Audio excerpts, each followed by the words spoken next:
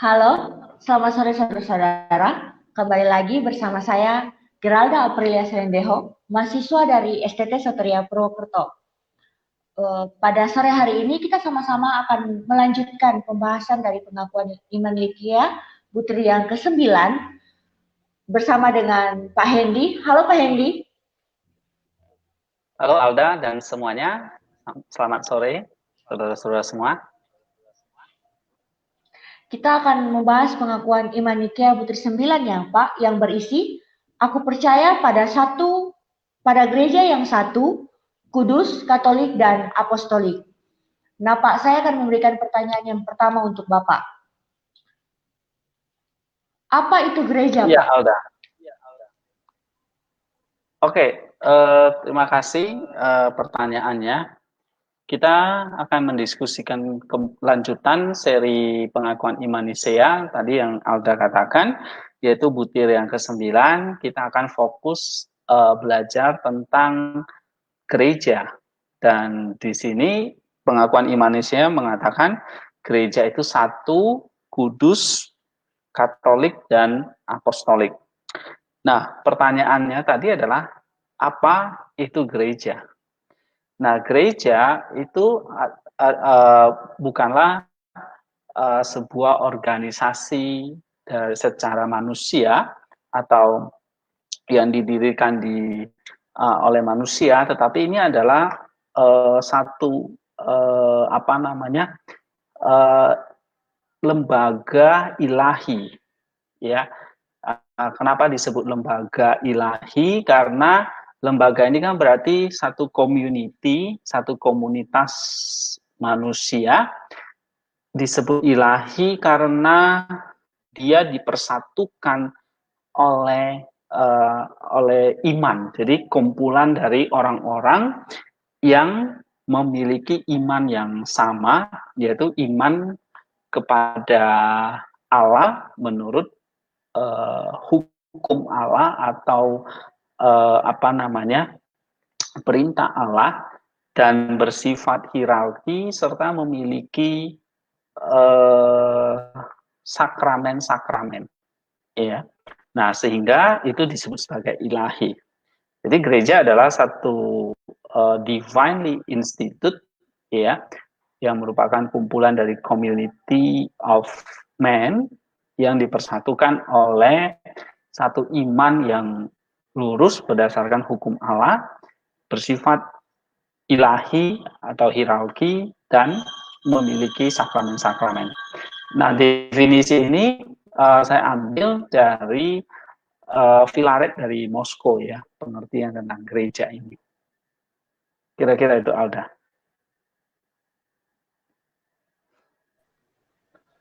Baik Pak, dikatakan di dalam pengakuan iman Nikea yang ke-9, aku percaya kepada gereja. Apa sih arti dari aku percaya kepada gereja Pak? Iya, tentu adalah satu hal yang fundamental dalam iman kita tadi, kumpulan orang yang memiliki iman yang sama. Jadi iman itu artinya dinyatakan dalam satu bentuk pengakuan atau kepercayaan, ya. Nah, seperti misalnya pengakuan iman ini adalah satu kepercayaan atau satu belief kepada gereja yang satu, yaitu gereja Kristus. Nah, sehingga dengan pengakuan ini atau dengan iman ini kita diajarkan untuk taat kepada doktrin dari gereja dan perintah-perintah gereja, ya, sehingga kita memiliki satu keyakinan bahwa ada anugerah yang disediakan oleh gereja bagi kita, yang mengajari kita, yang bekerja di dalam diri kita, bahkan memimpin kita kepada keselamatan. Nah, itu semua anugerah itu berasal dari gereja yang satu, di mana kepalanya adalah Kristus. Jadi gereja itu adalah satu tubuh Kristus, di mana Kristus adalah kepalanya, dan kumpulan orang-orang yang memiliki iman tadi, atau orang yang mengaku tadi, itu adalah tubuhnya Kristus. Sehingga ini adalah sesuatu yang bersifat ilahi. Kenapa? Karena di dalam gereja kita akan diarahkan ya untuk mencapai yang namanya keselamatan di dalam Kristus. Nah, itulah sebabnya di dalam gereja itu ada karya anugerah melalui Roh Kudus. Ya, yang kemarin kita belajar tentang Roh Kudus dalam butir ke-8. Roh Kudus berkarya yaitu untuk memimpin kita, dia berkarya mengarahkan kita, mengajari kita, dan menguduskan kita pada akhirnya sehingga kita menjadi serupa dengan Kristus. Nah, itulah semua terjadi di dalam yang namanya satu lembaga yang disebut dengan gereja. Sehingga kalau kita bisa katakan kita orang percaya itu juga disebut sebagai gereja. Kenapa? Karena di dalam diri kita ada anugerah yang berkarya. Tapi kalau gereja secara umum, di mana ada anugerah yang disediakan, di situ Roh Kudus berkarya. Nah, kita yang adalah bagian dari gereja atau tubuh Kristus tadi, orang percaya itu adalah tubuh Kristus. Kenapa disebut tubuh Kristus? Karena ada anugerah yang bekerja di dalam diri kita. Jadi setiap orang percaya itu adalah gereja. Nah, gereja bukan hanya secara physically itu bangunan gedung, tetapi juga bangunan dari Roh Kudus. Sehingga Roh Kudus berkarya memberikan anugerahnya, yaitu untuk mengudus karya anugerah melalui Roh Kudus itu adalah untuk memurnikan kita yang pertama. Yang kedua, yaitu menerangi kita, dan yang ketiga menjadikan kita, menguduskan kita, menjadikan kita satu dengan Allah nanti, atau sering kita sebut sebagai teosis. Ya, jadi karya Roh Kudus melalui karya anugerah melalui Roh Kudus di dalam gereja itu adalah untuk memimpin kita kepada keselamatan, mulai dari memurnikan kita, menerangi kita, dan menguduskan kita. Kira-kira gitu, Alda. Seperti pertanyaan sebelumnya ya, dikatakan bahwa aku percaya. Percaya di sini berarti kan sebuah tindakan iman ya, Pak. Berarti bagaimana sih gereja yang terlihat dan menjadi objek daripada iman itu sendiri? Ketika iman yang dikatakan para rasul bahwa iman itu adalah bukti dari hal-hal yang tidak terlihat, Pak. Bagaimana, Pak? Sedangkan iman, seperti yang dikatakan para rasul, adalah bukti dari hal-hal yang tidak terlihat. Ya, Alda. Gereja itu yang adalah visible ya, kelihatan dan menjadi, ini artinya bahwa walaupun kita ini adalah gereja, kita adalah tubuh Kristus, ya, sehingga kita tentu visible, ya, gereja itu bisa dilihat, tetapi ada anugerah Allah yang tinggal di dalam gereja, di dalam diri kita, yaitu menguduskan kita dan menjadikan kita menjadi orang yang serupa dengan Kristus. Nah, tentu itu semua dikerjakan di dalam gereja yang memang tidak bisa dilihat secara mata fisik, tetapi bisa dilihat dengan mata iman kita. Memang kita tidak bisa mengukur yang namanya karya anugerah itu dengan ukuran mistik atau dengan ukuran secara fisikal, tetapi dengan ukuran misteri. Itulah sebabnya gereja itu bersifat sesuatu yang ilahi. Nah, yang kedua adalah tadi ada anugerah yang bekerja di dalam diri kita ya. Dan yang kedua adalah gereja adalah sesuatu yang kita bisa lihat, kelihatan dari catatan sejarah di sepanjang zaman. ya.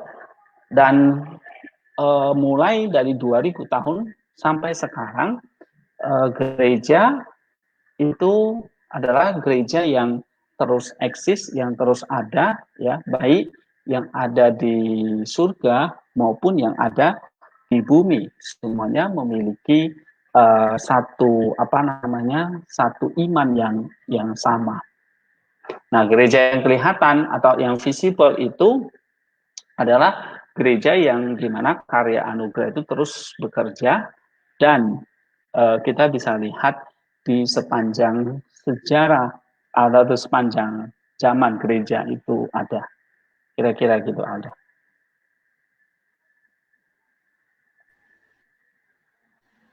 Ya, terima kasih Pak. Kemudian, atas dasar apa sih kita dapat melandaskan gagasan bahwa gereja itu ada di bumi dan di sorga, Pak? Iya, kita mesti yakini bahwa gereja yang Tuhan Yesus dirikan, di mana Dia adalah kepala dan kita adalah tubuhnya, itu adalah satu kesatuan yang tidak terpisahkan. Nah, kalau gereja itu yang visible itu bukan hanya, pokoknya setiap orang yang memiliki iman, itulah disebut sebagai gereja, dan itu kita adalah orang-orang yang visible, yang konkret, termasuk juga orang-orang yang sudah meninggal, ya. Lalu mereka ada di Firdaus, tetap mereka adalah tubuh Kristus yang tidak terpisahkan dengan kita, tubuh yang ada di bumi ini, dan dengan kepalanya tentu, sehingga disebut gereja itu satu. Karena apa? Karena kepala dan tubuh itu harus jadi satu, sehingga tidak mungkin kalau kepala itu terpisah dari tubuh, maka itu sesuatu yang bukan lagi yang hidup dan kelihatan, tetapi justru yang mati. Sehingga gereja yang satu, gereja Kristus itu antara tubuh dan kepala tidak terpisahkan. Nah, sekarang tentang gereja yang di bumi dan di surga kita bisa baca dalam Ibrani 12 ayat 22 sampai 24 Alda.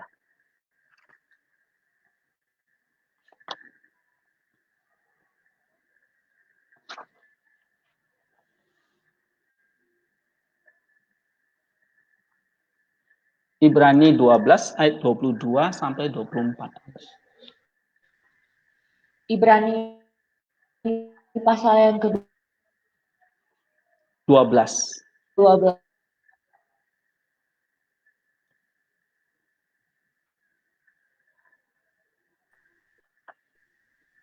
Ibrani 12 kan, Pak?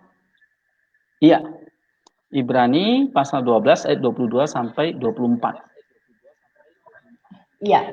Ibrani 12 ayat 22 sampai 24. Tetapi kamu sudah datang ke Bukit Sion, ke kota Allah yang hidup, Yerusalem surgawi, dan kepada beribu-ribu malaikat, suatu kumpulan yang meriah, dan kepada jemaat anak-anak sulung yang namanya terdaftar di surga, dan kepada Allah yang menghakimi semua orang, dan kepada roh-roh orang-orang benar yang telah menjadi sempurna, dan kepada Yesus, pengantara perjanjian baru, dan kepada darah pemercikan yang berbicara lebih kuat daripada darah Habel. Amin. Iya. Nah, kalau kita lihat ya ayat 22 dan 23, di situ jelas mengatakan bahwa gereja itu ada di dunia ini, di bumi maupun di surga. Ini yang seperti Rasul Paulus jelaskan ya di dalam Ibrani 12 ayat 22 sampai 24 ya. Nah, kalau kita lihat di sini gereja dari anak-anak yang sulung yang namanya terdaftar di surga, dan kepada Allah menghakimi semua orang, dan juga kepada roh-roh orang yang benar yang telah menjadi sempurna. Itulah orang-orang yang sudah ada mendahului kita yang di surga, yang di Firdaus. Kemudian yang di bumi, inilah kita yang satu kumpulan ya, yang yang ada, yang beribadah kepada Kristus atau Yesus itu. Kira-kira gitu, Alda. Nah, Pak, bagaimana sih kita dapat yakin bahwa anugerah Allah itu tinggal di dalam gereja yang benar, Pak? Ya, tadi saya katakan kita disebut sebagai gereja karena memang kita yang visible, ya, di mana ada karya anugerah Allah yang bekerja di dalam diri kita, sehingga dan karya anugerah itu bekerja melalui iman kita. Nah, itulah atas dasar mengapa kita mengakui aku percaya pada gereja yang satu, kudus, dan seterusnya itu. Itu karena memang anugerah bekerja dengan iman kita. Anugerah dengan iman itu saling bersinergi di dalam gereja itu. Jadi fungsi kita menjadi bagian dari gereja, tubuh Kristus itu adalah supaya anugerah itu bekerja untuk tadi memurnikan, menerangi, dan menguduskan kita. Ini adalah satu hal yang sangat penting, ya, bahwa anugerah Allah itu ada di dalam gereja kita. Kenapa? Karena kita lihat ya dalam gereja itu sendiri, di mana yang pertama ya, Kristus adalah kepala dan kita adalah tubuhnya. Nah, siapa yang ada di dalam tubuh Kristus, berarti dia ada di dalam Kristus, dan di situ anugerah Allah pasti bekerja. Kenapa? Karena Kristus adalah Allah dan manusia, di situ dia penuh dengan anugerah dan kebenaran. Jadi kalau kita di dalam gereja, berarti kita di dalam tubuh Kristus, di dalam tubuh Kristus berarti kita di dalam Kristus, sedangkan Kristus adalah penuh anugerah dan kebenaran, maka kita penuh anugerah dan kebenaran. Jadi kita mesti meyakini dengan fondasi iman kita bahwa kalau kita di dalam gereja, berarti anugerah ada di dalam diri kita. Itu yang penting. Jadi kita adalah orang Kristen, pergi ke gereja itu bukan sekedar formalitas. Sebagai orang Kristen ya kita pergi beribadah gitu, tetapi ini adalah karya ilahi, yaitu karya Roh Kudus yang ada di dalam diri kita. Itulah sebabnya kenapa kita bergereja, supaya anugerah Allah itu bekerja di dalam diri kita karena kita sudah ada di dalam Kristus. Misalnya Yohanes 1 ayat 14 dan 17 Alda. Coba bacakan. Yohanes 1 ayat 14 dan 17.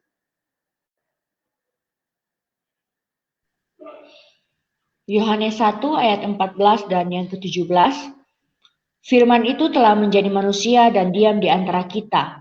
Dan kita telah melihat kemuliaannya, yaitu kemuliaan yang diberikan kepadanya sebagai anak tunggal Bapa, penuh kasih karunia dan kebenaran. Ayat 17. Sebab hukum Taurat diberikan oleh Musa, tetapi kasih karunia dan kebenaran datang oleh Yesus Kristus. Amin. Iya. Jadi itulah sebabnya kalau dia adalah kepala dari gereja, maka gereja itu akan penuh dengan anugerahnya dan kebenarannya. Kemudian yang kedua, memang Yesus sendiri berjanji kepada murid-muridnya bahwa Roh Kudus itu akan tinggal bersama dengan mereka selamanya. Dan menurut janji ini, Roh Kudus inilah yang akan menjadi jiwa dari gereja itu, atau yang menghidupi gereja itu, yang menggembalakan gereja itu sendiri. Ya, itu sebabnya kalau ada Roh Kudus, di mana Roh Kudus itu senantiasa mencurahkan anugerah Allah, dan gereja itu digembalakan oleh Roh Kudus, gereja itu di mana jiwanya adalah Roh Kudus, ya, maka pastilah gereja itu penuh dengan anugerah.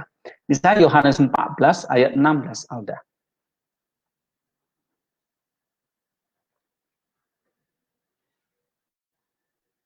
Yohanes 14 ayat 16 Alda.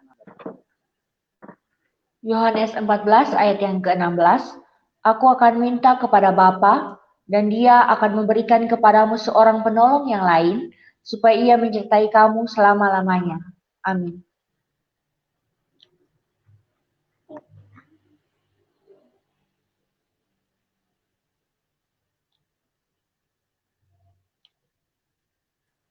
Oke, nah dalam Yohanes 14 ayat 16 ini jelas ya bahwa Roh Kudus akan tinggal di dalam gereja, di dalam diri kita.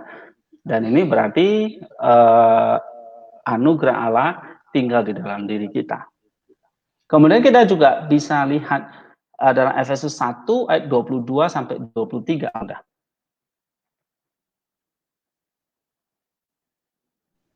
Efesus 1 ayat 22 dan 23, dan segala sesuatu telah diletakkannya di bawah kaki Kristus, dan dia telah diberikannya kepada jemaat sebagai kepala dari segala yang ada. Jemaat yang adalah tubuhnya, yaitu kepenuhan dia yang memenuhi semua dan segala sesuatu. Amin. Iya, jadi jelas bahwa Kristus adalah kepala dan kita adalah tubuhnya. Dan ini di dalam Kristus ada anugerah sehingga gereja yang adalah tubuh Kristus adalah gereja yang penuh dengan anugerah. Kemudian Kisah Rasul 20 ayat 28 Alda.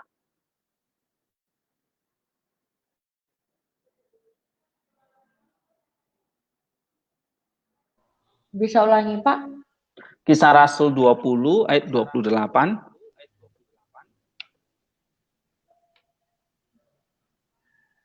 Kisah Rasul 20 ayat yang ke-28. Karena itu jagalah dirimu dan jagalah seluruh kawanan, karena kamulah yang ditetapkan Roh Kudus menjadi penilik untuk mengembalakan jemaat Allah yang diperolehnya dengan darah anaknya sendiri. Amin. Iya. Nah, inilah dasar-dasar kenapa kita yakin bahwa anugerah Allah tinggal di dalam gereja. Oke, kira-kira gitu Alda. Terima kasih, Pak. Kemudian, bagaimana kita dapat diyakinkan lebih lanjut bahwa kasih karunia Allah tetap ada di dalam gereja, bahkan sampai sekarang, dan akan terus ada sampai pada akhir zaman, Pak? Iya, kita bisa lihat bahwa gereja di mana Kristus adalah kepala dan kita adalah anggota tubuhnya, kemudian itu sudah ditebus oleh darahnya, tentulah itu gereja yang bukan hanya berakhir ketika Kristus ada di dunia, tetapi akan terus berlangsung sampai akhir dari dunia itu. Nah, Yesus sendiri mengatakan bahwa gereja yang sudah didirikan itu tidak akan pernah bisa dikuasai oleh apapun. Misalnya kita lihat di dalam Matius 16 ayat 18 Alda. Matius 16 ayat 18. Matius yang ke-16 ayat yang ke-18, dan aku pun berkata kepadamu, engkau adalah Petrus dan di atas batu karang ini aku akan mendirikan jemaatku dan alam maut tidak akan menguasainya. Amin. Iya. Jadi jelas alam maut itu tidak akan pernah bisa menguasai gereja. Ya. Itu kematian, iblis dan dosa tidak akan pernah bisa mengalahkan gereja itu sendiri, sehingga akan berakhir sampai akhir zaman. Kemudian Matius 28 ayat 20 Alda.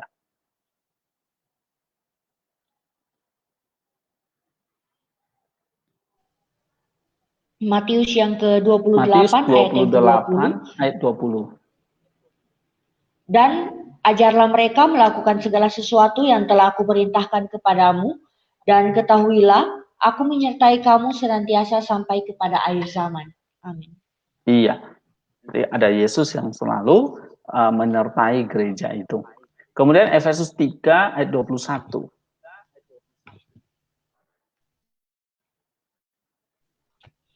Yesus pasal yang ketiga ayat yang ke-21. Bagi dialah kemuliaan di dalam jemaat dan di dalam Kristus Yesus turun-temurun sampai selama-lamanya. Amin. Iya. Jadi sampai selama-lamanya. Ya. Nah, sehingga gereja itu bukan hanya ada di bumi, tetapi juga berlangsung untuk mereka yang sudah meninggal di dalam Kristus. Sehingga gereja baik yang ada di bumi maupun di surga itu adalah satu kesatuan dengan kepalanya adalah Kristus. Kira-kira gitu, Alda. Kemudian dikatakan bahwa gereja itu disebut gereja yang satu. Apa sih Pak maksud daripada gereja itu satu? Ya, gereja yang satu itu berarti bahwa Kristus adalah kepala gereja, ya, di mana tubuhnya adalah tubuh Kristus, ya. Jadi kepala gereja itu adalah satu, maka gereja sebagai tubuh Kristus juga bersifat satu. Kenapa? Karena Kristus hanya mendirikan satu gereja. Ya, kita bisa baca di dalam Efesus 4 ayat 4 sampai 6 Alda. Efesus 4 ayat Efesus 4 sampai 4 ayat 4 sampai yang ke-6. Satu tubuh dan satu roh, sebagaimana kamu telah dipanggil kepada satu pengharapan yang terkandung dalam panggilanmu. Satu Tuhan, satu iman, satu baptisan, satu Allah, satu Bapa dari semua, Allah yang di atas semua dan oleh semua dan di dalam semua. Amin. Iya. Jadi kenapa kok disebut aku percaya pada gereja yang satu? Kenapa gereja yang satu? Karena Kristus adalah kepala gereja, itu adalah satu, maka gereja sebagai tubuh Kristus pastilah bersifat satu. Sehingga Kristus memang hanya mendirikan gereja itu yang satu atau satu gereja. Ya. Dan dalam Efesus 4 ayat 4 sampai 6 itu jelas sekali dikatakan ya satu Tuhan, satu iman, satu baptisan. Ya. Bahkan dikatakan satu pengharapan, satu roh gitu. Nah, itu semua satu menegaskan bahwa gereja itu satu. Nah, kita bisa baca juga di dalam Efesus Matius 16 ayat 18 Alda. Matius 16 ayat 18 di situ dikatakan di atas batu karang ini aku akan mendirikan gerejaku. Aku di situ adalah Kristus mendirikan gerejanya. Jadi gereja itu didirikan oleh Kristus, bukan oleh manusia. Ini adalah institusi ilahi, ya, yang didirikan oleh Kristus, yaitu di atas fondasi iman dari para rasul. Di sini diwakili oleh imannya Petrus, ya, ayat 18. Kemudian bukan hanya dibangun di atas fondasi imannya rasul atau iman yang rasulia, tapi juga dibangun di atas diri Petrus. Ya, artinya dibangun di atas para rasul. Nah, itulah gereja yang satu yang dibangun di atas para rasul. Sehingga memang gereja itu akan jadi satu kalau memang ada kayak satu suksesi apostolik, yaitu dari Bapa kepada Kristus, melalui Roh Kudus kepada para rasul, kemudian kepada rasul dan kepada generasi-generasi berikutnya. Nah, itu.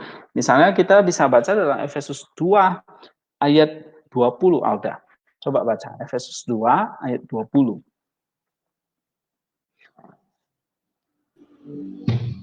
Efesus 2 ayat yang ke-20. Bangunlah, ambillah anak itu serta ibu. Efesus 2 ayat 20.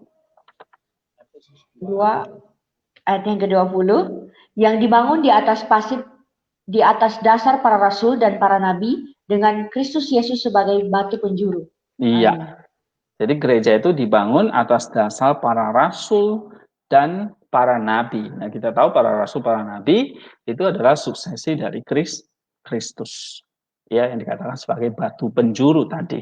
Nah, sehingga gereja itu bersifat satu. Karena tadi satu tubuh, satu kepala, satu tubuh, ya. Kemudian yang dilanjutkan tadi satu iman, ya. Kemudian dilanjutkan oleh para rasul dan para nabi. Kira-kira gitu, Alda.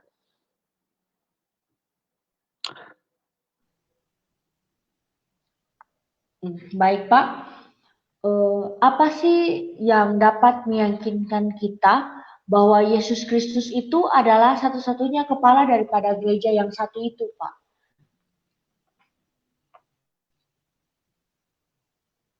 Oke. Pertama, bahwa Kristuslah yang mendirikan gereja itu. Di dalam Matius 16 ayat 18, ya, ataupun tadi di dalam Efesus 2 ayat 20, ataupun di dalam Efesus 4 ayat 4 sampai Efesus 4 ayat 4 sampai 6 tadi, di mana ada satu tubuh, satu roh, satu Tuhan. Nah, ya. Kemudian aku akan mendirikan gerejaku dalam Matius 16 ayat 18. Kemudian dibangun di atas dasar para rasul, para nabi sebagai Kristus sebagai batu penjuru.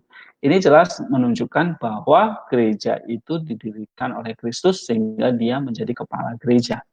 Nah, apa artinya dia menjadi kepala dari gereja? Kita bisa lihat dalam 1 Korintus 3 ayat 10 dan 11, Alda. 1 Korintus 3 ayat 10 dan 11.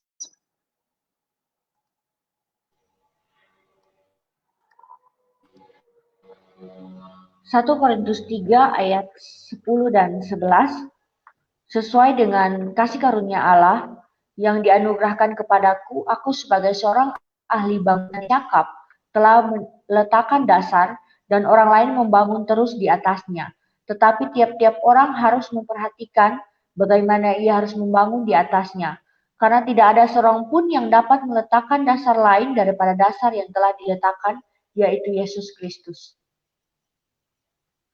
Amin. Iya, sehingga memang tidak ada siapapun di dunia ini yang bisa meletakkan fondasi itu kalau selain Yesus Kristus, ya. Dan yang meletakkan itu adalah Kristus, dan yang menjadi fondasi itu adalah Kristus itu sendiri, sehingga memang dia adalah satu-satunya fondasi itu, ya. Nah, kalau ibarat itu adalah seperti bangunan, maka fondasi itu seperti kepala bagi tubuh, ya. Nah, kalau misalnya dalam Efesus 2 ayat 20, Kristus itu sebagai batu penjuru, di mana para rasul dan para nabi yang menjadi dibangun di atas fondasi para rasul dan para nabi. Nah, kita bisa meyakini ini bahwa gereja, ya, melalui sepanjang sejarah atau generasi dari ke generasi selalu melihat, ya, kepada kepala yang satu itu, yaitu Kristus saja. Kita misalnya bisa lihat, ya, dalam kitab Kolose 1 ayat 24 dan 25, para rasul tidak coba kita lihat, ya, Kolose 1 ayat 24 sampai 25 ada.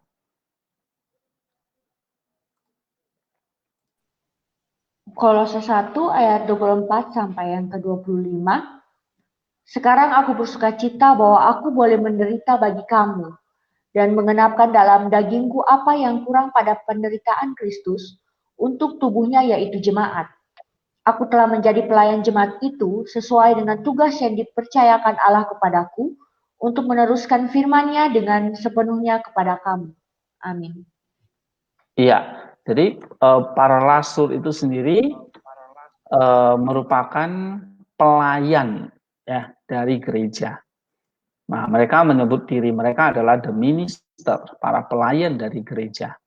Nah, tidak ada lagi yang lebih tinggi yang dipakai oleh para rasul, sebab mereka semua adalah pelayan, di mana sang tuannya adalah Kristus itu sendiri.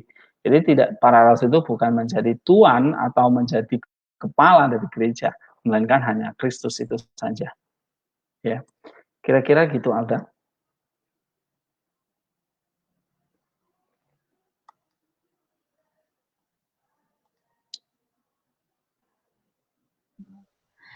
Gini Pak, sebenarnya tugas apa sih yang diberikan oleh gereja kepada kita sebagai jemaat? Kita coba lihat dalam Efesus 4 ayat 3, Alda. Efesus 4 ayat 3. Efesus 4 ayat yang ketiga, dan berusahalah memelihara kesatuan roh oleh ikatan damai sejahtera. Amin. Iya, sebagai gereja yang satu, maka kita sebagai bagian dari gereja yang satu itu memiliki satu tanggung jawab untuk menjaga kesatuan roh di dalam ikatan damai sejahtera. Nah, itulah pentingnya kita mempertahankan tadi ya di dalam Efesus tadi, mempertahankan satu tubuh, satu roh, satu pengharapan, satu Tuhan, satu iman, satu baptisan. Kenapa semuanya itu satu, satu, satu? Ya karena memang gereja itu sifatnya satu, ya. Hanya didirikan oleh Kristus. Sehingga Kristus di sini dia tidak mendirikan berbagai macam jenis gereja, tetapi hanya satu gereja yang diteruskan oleh Petrus dan rasul-rasul sampai generasi demi generasi yang semuanya diikat oleh satu tadi, satu baptisan, satu Tuhan, yaitu Yesus Kristus, satu roh, yaitu Roh Kudus, satu baptisan, satu ajaran, satu iman, dan satu baptisan itu artinya satu ajaran, ya, yang itu yang diikat. Nah, itulah tugas kita untuk menjaga kesatuan atau keesaan gereja itu. Nah, tentunya di dalam ikatan damai sejahtera. Artinya di dalam ikatan damai sejahtera itu artinya kita harus mengenakan kasih, ya. Kesatuan itu harus diikat. Ibarat seperti kita memiliki kumpulan sapu lidi, ya. Sapu lidi itu mungkin panjangnya sama atau tugasnya apa, cirinya sama semua. Bagaimana itu menjadi satu? Tentu harus diikat satu tali. Nah, bagi kita seperti itu ilustrasinya. Satu ikat, yaitu ikatan damai sejahtera. Ini artinya apa? Selain kita punya satu iman, satu Tuhan, satu baptisan, satu pengharapan, satu tubuh, satu roh, itu semua diikat yang namanya satu ikatan. Seperti tadi, lidi itu banyak diikat oleh satu tali menjadi satu kesatuan. Nah, apa yang mengikat kita menjadi satu kesatuan, yaitu Paulus menjelaskan ikatan damai sejahtera. Nah, ikatan damai sejahtera itu maksudnya adalah kehidupan kita yang memiliki satu kesatuan roh tadi harus termanifestasi dalam satu ikatan damai sejahtera, yaitu ikatan kasih. Ya, kita baca bisa dalam Kolose 3 ayat 14, Alda. Kolose 3 ayat 14.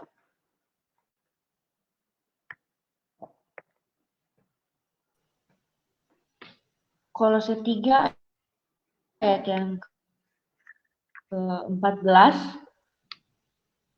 dan di atas semuanya itu kenakanlah kasih sebagai pengikat yang mempersatukan dan menyempurnakan. Jadi tugas kita untuk menjaga kesatuan itu selain tadi kesatuan iman, kesatuan ajaran, kesatuan baptisan, kesatuan roh, tapi kita juga harus menunjukkan ikatan kasih kepada dunia, gitu.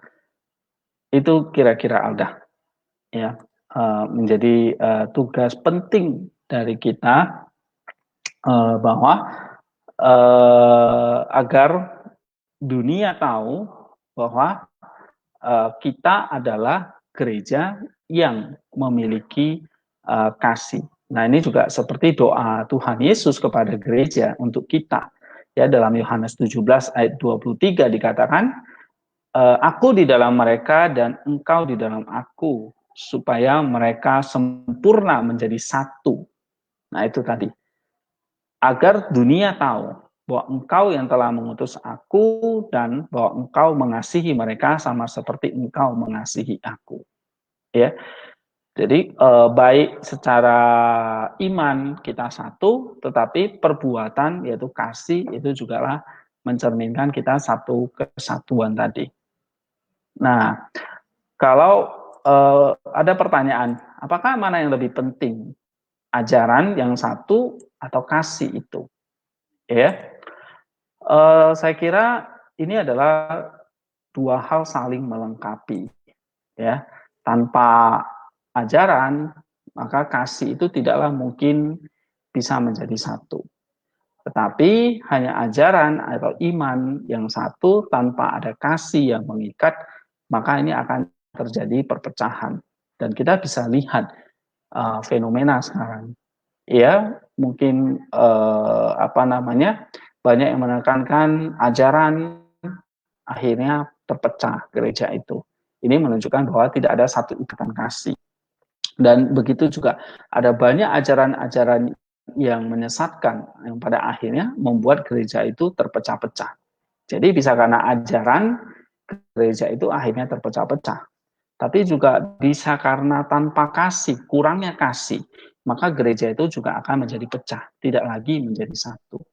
Nah, kita mesti ingat lagi apa yang menjadi doa Tuhan Yesus, bahwa Dia datang mendirikan gereja supaya kita punya satu kesatuan roh, tapi juga punya ikatan damai sejahtera itu.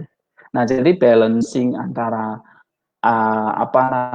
satu ajaran tadi dengan satu kasih tadi itu begitu penting. Nah, kalau kita kehilangan salah satunya, maka gereja itu akan terpecah-pecah seperti yang kita bisa lihat sekarang.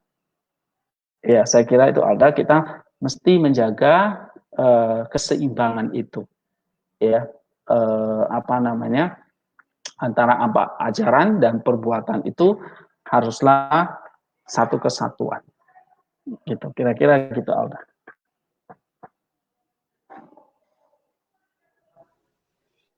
Terima kasih Pak untuk penjelasan yang begitu baik. Kemudian tadi kita sudah sempat membahas mengenai gereja yang ada di bumi dan gereja yang ada di surga. Apakah di gereja yang di bumi dan gereja yang berada di surga juga memiliki kesatuan seperti yang Bapak jelaskan tadi tentang gereja yang ada di bumi yang memiliki kesatuan, yang seharusnya memiliki iman disertai dengan perbuatan, yaitu kasih, Pak?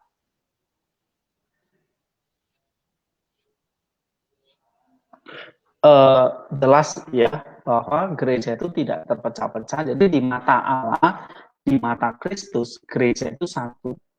Memang di mata manusia itu gereja itu ada banyak sekali, ada banyak doktrin, ada banyak aliran, ada banyak denominasi, bahkan kenyataannya yang ada di hadapan kita sekarang, bukan hanya berbagai macam gereja ya yang terpecah-pecah tadi, tetapi sikap atau kesatuan dari gereja itu sendiri juga kita bisa lihat ya terpecah-pecah karena ya tadi tidak ada ikatan kasih tadi. Nah, ini yang sebetulnya menyedihkan ya. Tetapi di mata Allah, di mata Kristus, ya gereja itu ya satu, baik yang di bumi maupun yang di surga. Mengapa satu? Karena tadi kalau kepalanya satu, pasti tubuhnya ya satu. Jadi tidak mungkin kepalanya satu, tubuhnya terpecah-pecah dua. Ya, jadi di mata Kristus, di mata Allah, di matanya Roh Kudus, bahwa gereja itu adalah satu mutual communion antara satu dengan yang lain. Jadi kalau misalnya kita di dalam kesatuan iman, satu baptisan, satu Tuhan, satu tubuh, satu roh, dimanapun kita berada, kita adalah gereja yang satu itu di mata Yesus. Walaupun secara mata manusia, kita bisa melihat berbagai macam perpecahan atau denominasi Allah ya. Tetapi menurut apa yang Yesus ajarkan, gereja itu satu dimanapun kita berada di dunia ini. Bahkan juga dengan gereja, bahkan juga dengan orang-orang percaya yang sudah meninggal, ya, misalnya para rasul, para martir, ya, para nabi, itu semua adalah orang-orang yang percaya, berpengharapan kepada satu pengharapan tadi, satu Tuhan, satu iman, satu roh tadi, satu tubuh tadi. Mereka gereja yang ada, mereka yang disebut juga sebagai gereja yang ada di Firdaus atau di satu di Firdaus yang sedang menantikan kebangkitan tubuh. Nah, ini adalah satu mutual communion, ya, di mana saling menjadi satu kesatuan, sebab Kristus yang menjadi kepala gereja hanya satu, maka tubuhnya pastilah satu. Kira-kira gitu, Alda.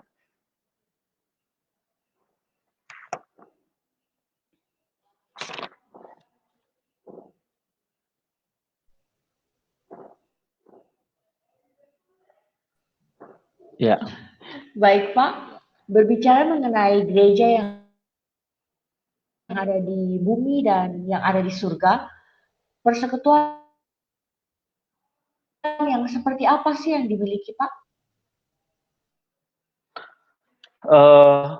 Ya, ini pertanyaan yang baik sekali. Apa yang menyatukan kita ya antara gereja yang di bumi dengan gereja yang di surga? Tentu Filaret menjawab ini adalah doa dan kasih, ya, doa dari iman dan kasih. Jadi orang-orang percaya yang yang adalah sedang berjuang. Jadi gereja yang di bumi ini adalah gereja yang militan, gereja yang sedang berjuang. Komunion itu adalah di dalam doa.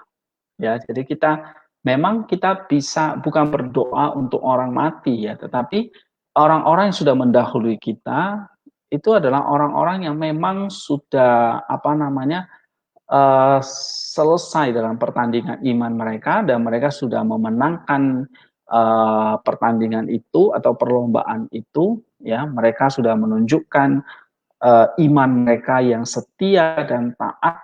Nah, disitulah mereka berhubungan dengan kita melalui doa-doa yang kita panjatkan kepada Allah, lalu kita memohon pertolongan mereka untuk uh, menguatkan kita yang masih sedang berjuang di dunia ini, berjuang melawan hawa nafsu dosa, berjuang melawan penderitaan dari orang-orang lain, berjuang melawan segala kesusahan, ya, kesulitan, tantangan dalam penginjilan, dalam ajaran-ajaran. Nah, itu semua kita membutuhkan doa mereka yang ada di surga. Nah, itulah satu komunion dan itu semua tercermin di dalam sikap kasih, ya.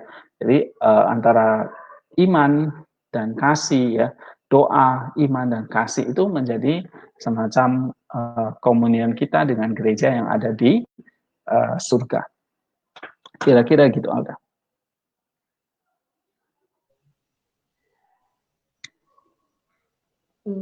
Begini, Pak. Atas dasar apa sih gereja yang di bumi minta bantuan doa dari orang-orang kudus atau gereja yang ada di surga, Pak? Nah, tentu ini juga menjadi dalam tradisi dari gereja yang juga berdasarkan tradisi gereja ini tentu berdasarkan apa yang kitab suci ajarkan, ya.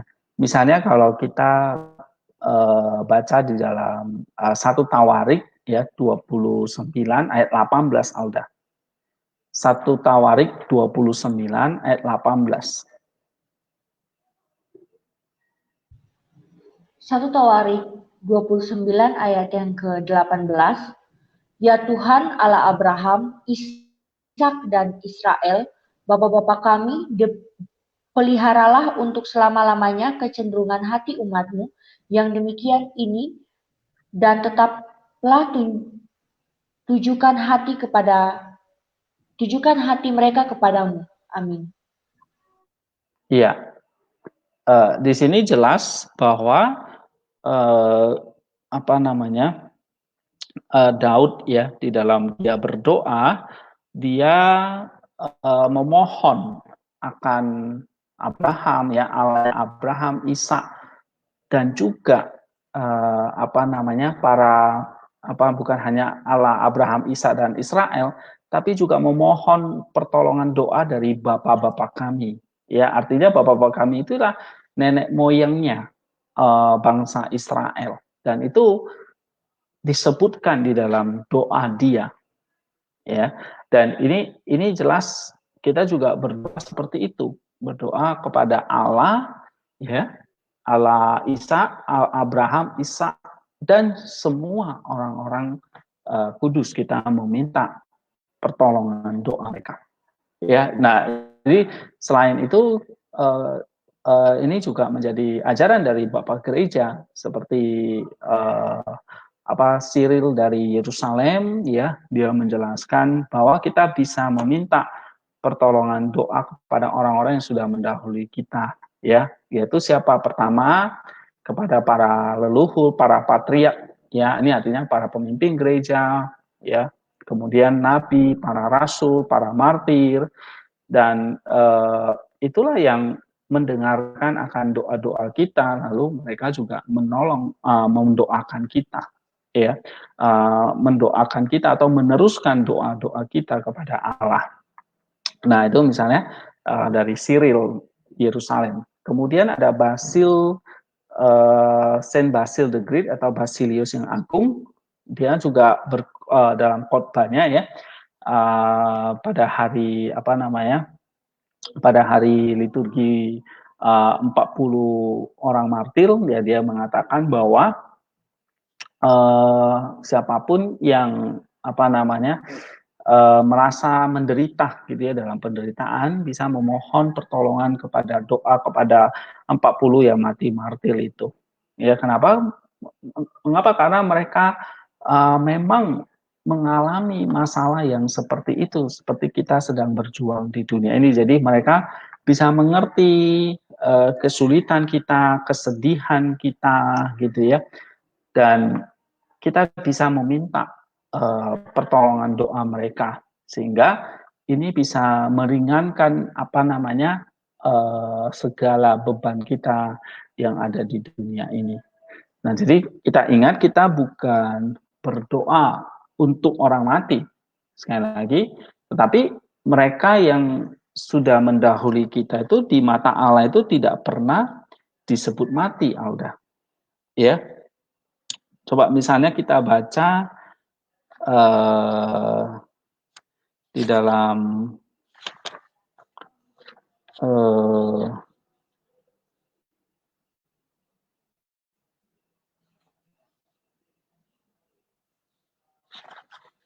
kita lihat, saya lupa ayatnya ya, tapi di hadapan Allah orang-orang percaya itu adalah orang-orang yang hidup, ya, bukan orang yang mati. Kenapa? Karena mereka sudah berpindah dari maut kepada hidup.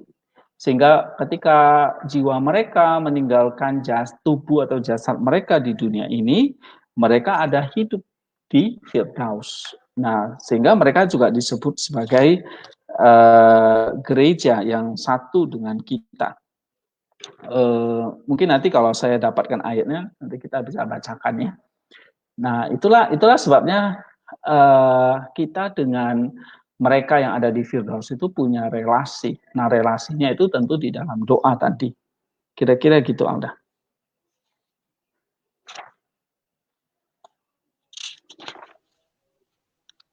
Nah, kemudian Pak, apakah ada kesaksian Alkitab mengenai doa perantara dari orang-orang? Oke, misalnya kita lihat dalam Wahyu 8, kitab Wahyu 8 ayat 3 dan 4.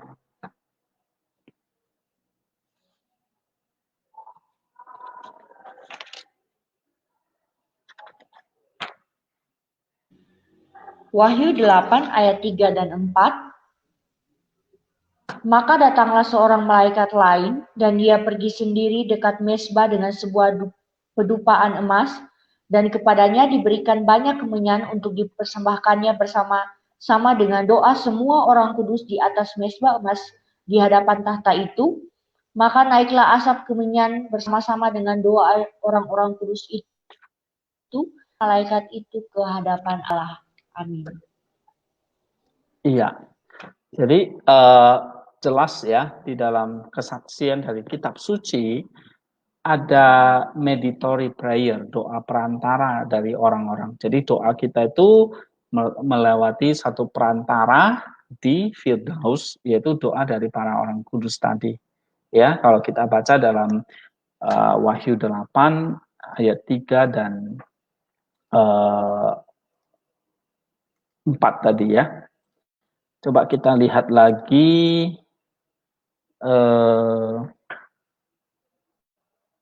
kita bisa baca juga misalnya dalam Ibrani pasal 9 ya, ayat yang keempat. Nah, di situ juga menjelaskan. Kemudian kalau di dalam perjanjian lama, kita bisa juga baca kitab Mazmur ya, Mazmur 141 ayat 2. Di situ dikatakan, biarlah doaku adalah bagimu seperti persembahan ukupan dan tanganku yang terangkat seperti persembahan kurban pada waktu petang. Ya. Nah, jadi ada dupa yang naik ya, pendupaan yang naik, kemenyan yang dipersembahkan ya, bersama dengan doa semua orang kudus. Ya, semua orang kudus ini tentu yang ada di Firdaus. Nah, ada ukupan atau ada kemenyan, itu menunjukkan bahwa doa kita itu naik kepada Firdaus, lalu melalui saint tadi, orang-orang kudus tadi, naik kepada Allah. Gitu. Jadi Allah yang ada di tahta tempat paling tinggi, tentu doa kita naik kepada Firdaus, baru kepada Allah. Itulah sebabnya doa kita itu adalah doa yang harusnya sesuai dengan apa yang memang menjadi pergumulan iman kita, ya. Nah, sehingga itu akan diteruskan oleh para orang-orang kudus yang memang sudah memiliki pergumulan iman yang sama sebetulnya dengan kita di dunia. Apa sih pergumulan iman kita? Yaitu bagaimana kita menjadi orang yang kudus, bagaimana orang yang mengasihi, ya, bagaimana anugerah itu bisa bekerja. Dan itu semua pergumulan iman yang sebetulnya sudah dilakukan oleh orang-orang kudus tadi. Nah, maka mereka akan membantu mendoakan kita. Kira-kira gitu ada.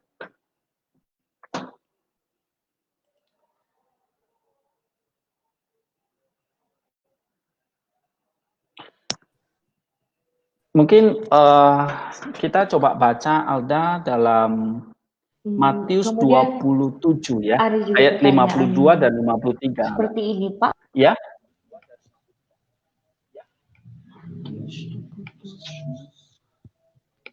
Oh ya, ada pertanyaan apa? Ada? Pertanyaannya ya lagi.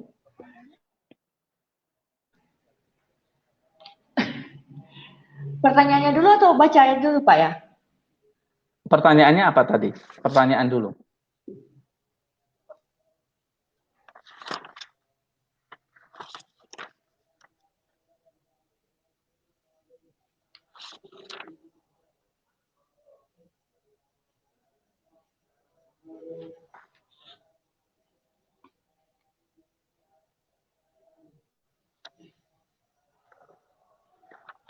Ya, pertanyaannya apa? Oh iya, Pak, sebentar.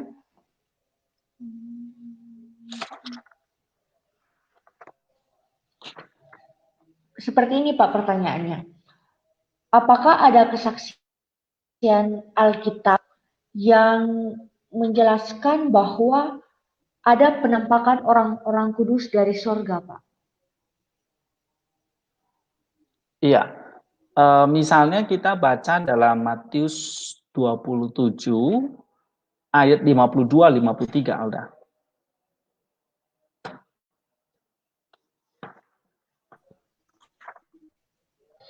Matius 27 ayat 52 dan 53. Dan kuburan-kuburan terbuka dan banyak orang kudus yang telah meninggal bangkit, dan sesudah kebangkitan Yesus, mereka pun keluar dari kubur, lalu masuk ke kota kudus dan menampakkan diri kepada banyak orang. Amin. Iya. Nah, di situ jelas bahwa ada penampakan gitu ya. orang-orang kudus dari surga, seperti yang menjadi satu kesaksian dari Matius gitu ya. Dan memang kita mengerti sekali bahwa Kristus ya, dia mendirikan gerejanya dengan cara apa? Dia turun dalam kerajaan maut, mengalahkan iblis dan dosa di sana, lalu dia bangkit ya untuk membawa orang-orang ya di dalam di dalam Hades tadi, dibawa ke Firdaus. Seperti kita lihat misalnya pencuri yang di sebelah Yesus yang bertobat. Nah, dia juga masuk ke dalam Firdaus tadi. Nah, ini adalah satu kesaksian bahwa banyak tubuh nanti, termasuk kita nanti yang akan bangkit dari tidur, keluar dari kegelapan, lalu dan akan masuk ke dalam satu kota yang kudus, kota yang suci, ya. Nah, itulah Yerusalem yang sejati. Nah, ini memang satu kesaksian ya di dalam kitab suci bahwa memang ada penampakan-penampakan seperti itu.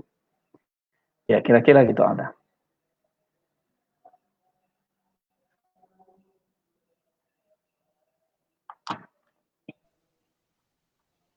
Terima kasih Pak. Kemudian kesaksian apa yang ada untuk menguatkan kita dalam iman bahwa orang-orang kudus setelah mereka meninggal atau mereka bepergian, mereka melakukan mujizat melalui cara-cara dunia tertentu, Pak? Ya, kita misalnya bisa lihat ya di dalam Kisah Rasul 19 ayat 12, coba buka udah. Kisah Rasul 19 ayat 12. Kisah Rasul 19 ayat yang ke-12. Bahkan orang membawa sapu tangan atau kain yang pernah dipakai oleh Paulus dan meletakkannya atas orang-orang sakit, maka lenyaplah penyakit mereka dan keluarlah roh-roh jahat. Amin. Iya. Nah, ini adalah satu miracle ya yang terjadi atau keajaiban yang terjadi melalui orang kudus tadi. Misalnya kayak sapu tangan Paulus itu bisa menjadi sarana bagi Allah untuk menyembuhkan berbagai penyakit, ya. Nah, ini adalah salah satu contoh gitu. Misalnya di dalam Perjanjian Lama, ya, misalnya kalau kita baca di dalam 2 Raja-Raja pasal 13 ayat 21, di sini jelas bahwa menyentuh tulang-tulang dari Nabi Elisa akan terjadi orang mati itu dibangkitkan hidup kembali. Nah, ini adalah satu contoh miracle ya yang terjadi untuk meyakinkan kita bahwa memang ada orang-orang kudus ya yang sudah ada di Firdaus itu bisa work miracle, melakukan mujizatnya. Ya, kita bisa lihat banyak scene ya, misalnya John Damaskus, reliknya itu bisa menyembuhkan ya. John Damaskus sendiri ya mengatakan bahwa the relic of the saints itu bisa memberikan kita berkat atau dalam pengertian mujizat gitu ya. Nah, kalau kita baca misalnya banyak ya, misalnya kayak Yohanes, Petrus, Paulus, ya Stefanus dan sebagainya itu memberikan banyak relik-relik mereka itu memberikan banyak mujizat. Ya, dasarnya mana misalnya dalam Kisah Rasul 19 ayat 12 tadi, ini satu contoh bahwa saints ya bahkan waktu itu kan Paulus juga masih hidup ya. Nah, itu jelas sapu tangannya itu bisa memberikan satu miracle itu untuk menyembuhkan orang. Bahkan juga orang-orang yang sudah orang kudus yang sudah meninggal mereka bisa melakukan hal yang sama. Tentu ini sekali lagi, kenapa? Karena memang apa yang dilakukan oleh Kristus, dia sudah menebus, menyucikan semua benda-benda rohani ini, ya, yang memang yang sudah dikuduskan, dan itu bisa menjadi sarana bagi Allah, di mana manusia itu bisa kembali memuliakan Allah melalui sarana-sarana atau benda-benda yang sudah ditebus oleh Kristus tadi. Jadi misalnya kayak sapu tangan, bukan berarti kita lalu menyembah sapu tangan itu, atau tadi tulang Elisa, Nabi Elisa itu terus kita sembah gitu, tidak. Itu menjadi sarana untuk melakukan miracle supaya orang percaya kepada Allah, ya. Kira-kira gitu, Alda. Mungkin ada pertanyaan lagi? Ini agak panjang ya, nanti kita akan sambung, kita bagi menjadi 2 bagian ya, sebab kita baru berbicara tentang gereja yang satu ya. Kita belum berbicara tentang gereja itu kudus, Katolik dan Apostolik.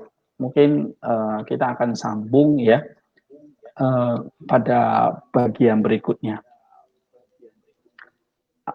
Khususnya tentang gereja yang satu ini, apakah masih ada pertanyaan, Alda? Oh begini Pak, kita sudah sampai pada gereja yang satu dan kudus sebenarnya. Jadi nanti minggu depan 2 pembahasan tentang gereja lagi yang akan kita bahas. Jadi kita telah masuk pada pembahasan mengenai orang-orang kudus, kemudian bagaimana kita orang kudus itu berdoa begitu ya. Sebenarnya kita sudah masuk pada gereja yang satu dan kudus, sudah 2 pembahasan mengenai gereja yang kita bahas Pak. Seperti itu. Nah, pertanyaan selanjutnya masih dengan gereja yang kudus. Kemudian mengapa gereja itu disebut kudus, Pak?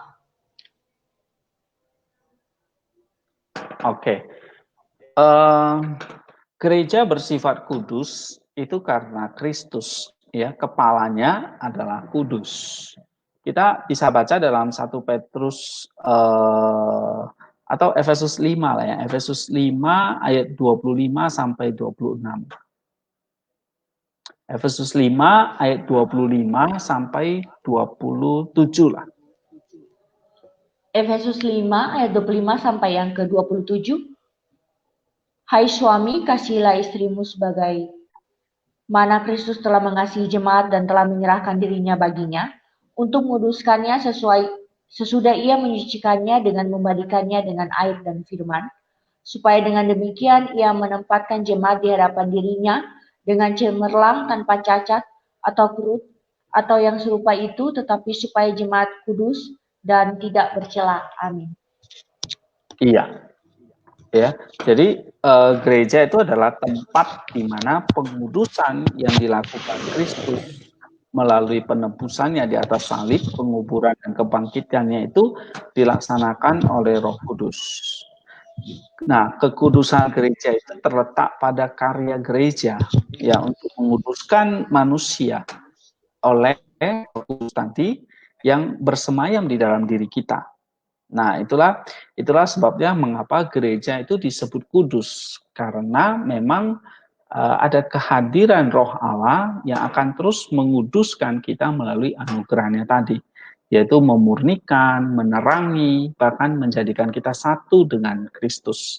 Nah, itulah disebut gereja yang kudus. Nah, gereja yang kudus, gereja itu satu, artinya satu Tuhan, satu pengharapan, satu roh, satu ikatan kasih, satu baptisan, satu satu pengharapan, ya, satu ajaran, satu iman, satu baptisan, dan semua itu satu. Karena kepalanya adalah satu, tubuhnya juga satu, baik yang ada di bumi maupun yang ada di surga. Nah, kemudian gereja yang satu itu ngapain? Yaitu untuk kekudusan. Artinya apa? Ini seperti kayak kita hidup dipersembahkan kepada Allah. Nah, maka ada tipologi kan di dalam perjanjian lama, bahwa Tuhan itu menginginkan korban-korban persembahan yang kudus, yang tanpa cacat, yang artinya yang sempurna, tanpa cacat celah. Nah, ini adalah satu contoh bahwa bukan Tuhan sebetulnya menginginkan daging-daging korban itu yang kudus, tapi Tuhan sebetulnya menginginkan manusianya yang memang tanpa cacat, yang kudus. Kudus itu artinya sesuatu yang memang sacred, yang suci, yang tidak terkontaminasi oleh dosa, atau yang terpisahkan secara khusus untuk Allah. Itu artinya kudus. Berarti sesuatu yang suci. Nah, bagaimana kita yang manusia yang sudah berdosa itu bisa suci kembali? Nah, tentu kita tidak bisa dengan usaha kita sendiri, melainkan usaha kita harus bersinergi dengan karya Roh Kudus melalui anugerahnya tadi. Sehingga antara usaha manusia, yaitu tadi ya, kita belajar, kita beriman, kita mengasihi, kita apa tadi, dalam ikatan damai sejahtera, ikatan kasih, dan semuanya itu usaha kita yang kemudian harus dikuduskan, bersinergi, dikuduskan oleh anugerah tadi, sehingga menjadi sesuatu yang kudus. Kudus inilah yang akhirnya hidup ini kayak menjadi sesuatu yang kita persembahkan buat Allah sebagai satu ucapan syukur kita kepada Allah.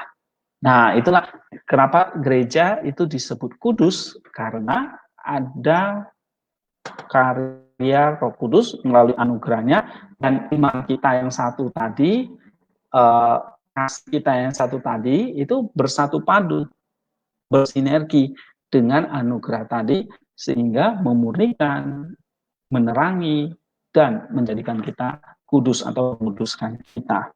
Sehingga kalau gereja ya memang harus kudus, sehingga hidup kita yang harus kudus, karena memang itulah karya Roh Kudus di dalam diri kita, kalau kita disebut sebagai gereja. Kira-kira gitu ada.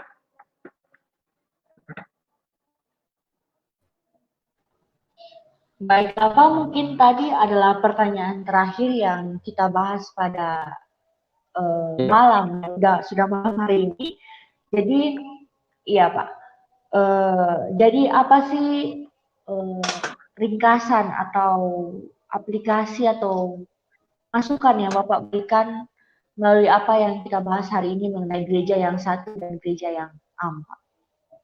Gereja yang satu dan gereja yang kudus, saya. Ya, artinya adalah bahwa kita manusia diselamatkan dalam karya Kristus melalui Roh Kudus yang dicurahkan, yaitu anugerah. Sehingga ketika anugerah itu ada di dalam diri kita, berarti ada Roh Kudus di dalam diri kita, berarti ada Yesus Kristus dalam diri kita, ada Allah Tritunggal di dalam diri kita. Inilah kita memiliki iman, dan disitulah kita disebut sebagai gereja. Nah, karena ada Roh Kudus di diri kita, berarti ada karya Roh Kudus di dalam diri kita, itu melalui anugerahnya yang bekerja bersama dengan iman tadi. Nah, antara anugerah dan iman inilah harus bersatu padu untuk terus menguduskan kita sehingga menjadi gereja yang diinginkan atau dikehendaki oleh Allah, yaitu gereja yang kudus, artinya gereja yang benar-benar menyucikan diri dari segala kecemaran. Dan inilah yang mesti kita praktekkan. Jadi pertama memang kita harus masuk ke dalam gereja yang satu itu, gereja yang di mana ada karya Roh Kudus masuk ke dalam diri kita, menjadi anggota gereja, ya, menjadi tubuh Kristus. Tapi bukan hanya berhenti di situ atau kita pasif di situ, tetapi kita terus bekerja, berkarya bersama dengan anugerah dan Roh Kudus untuk terus menguduskan kita. Sehingga kita pada akhirnya nanti menjadi orang-orang yang kudus atau sempurna seperti Kristus. Saya kira itu, Alda. Ini semoga ini bahasan tentang gereja ini bisa memberikan kita sedikit pencerahan ya, untuk kita mengarungi iman di dunia ini.